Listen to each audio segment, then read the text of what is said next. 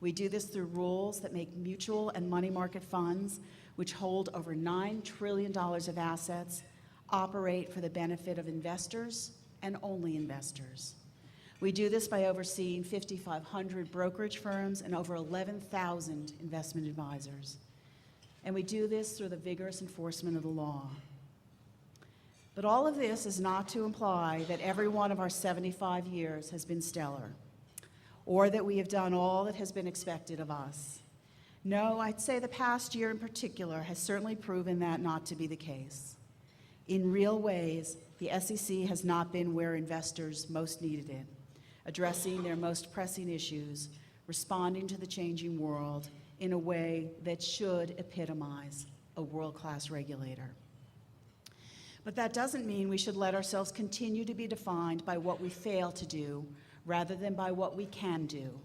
We owe it to the American public to do better, and that is my commitment.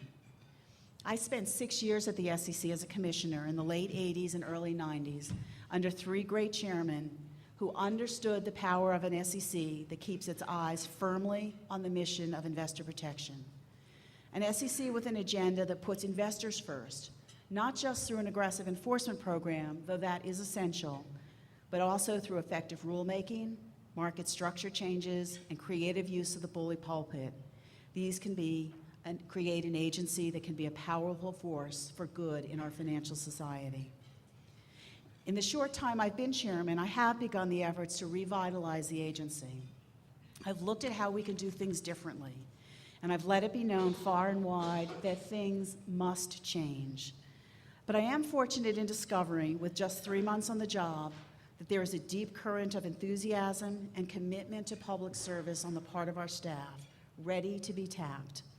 We are a small agency, but there is no reason why we can't reclaim our position in the pantheon of federal regulators as the toughest. In the area of enforcement, I brought on a new director with more than a decade's experience as a federal prosecutor. He understands my desire to bring meaningful cases that have the greatest impact and send the strongest message. He understands that it is essential to speed up investigations so the cases are brought when we will have the greatest deterrent effect, meaning yesterday.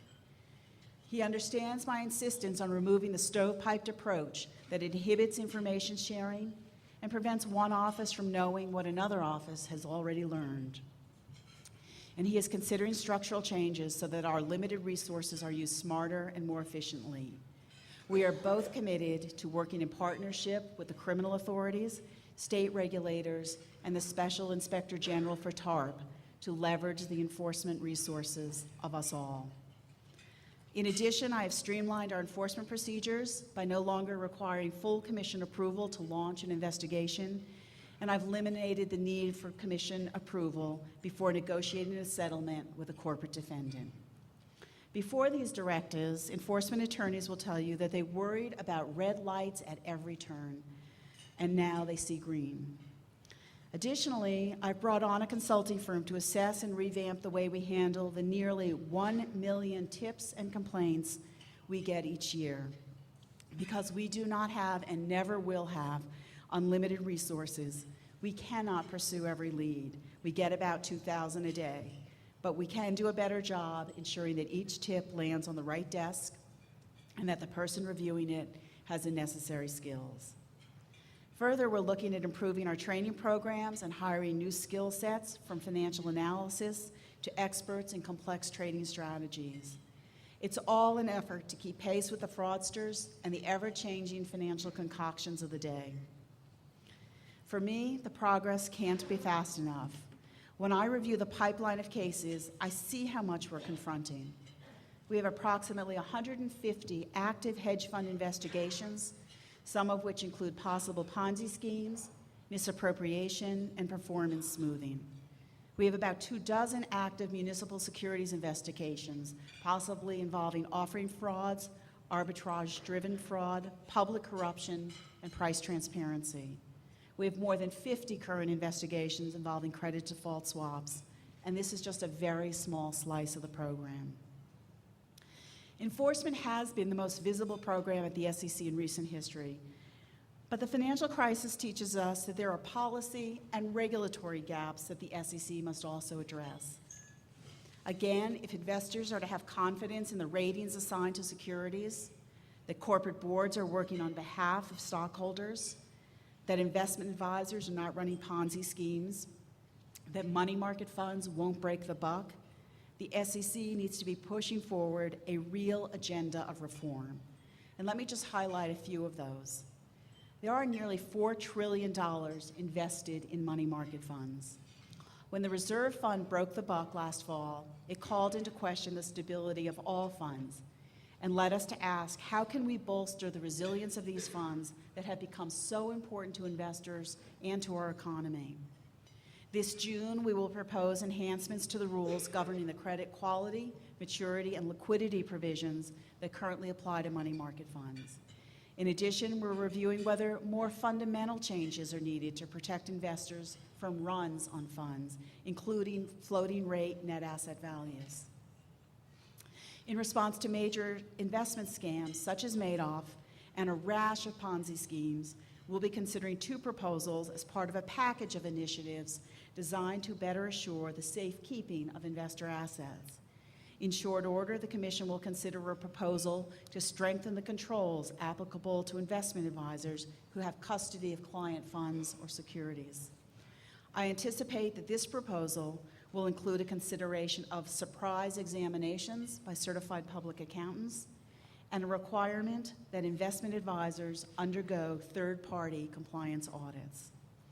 Also, as part of this package, I've asked the staff to draft a Commission requirement that a senior officer from broker-dealers and investment advisors with custody certify that controls are in place to protect investor assets.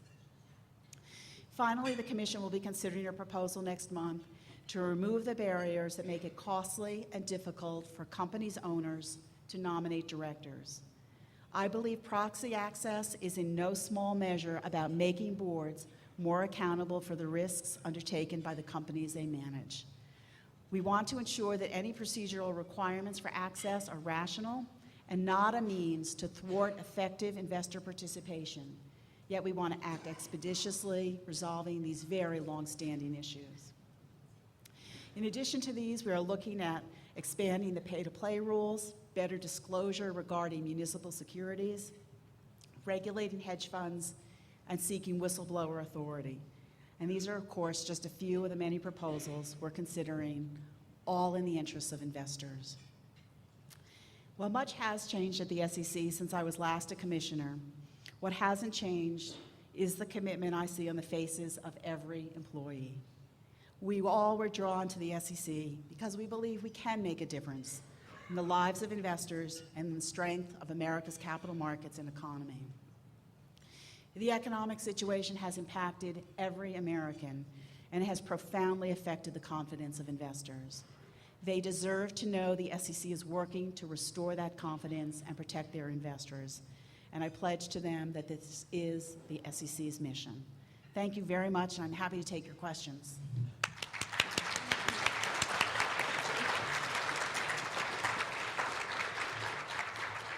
Thank you, Mary. I'll let you have a swig of your tea while people assemble. There are microphones at either side of the room.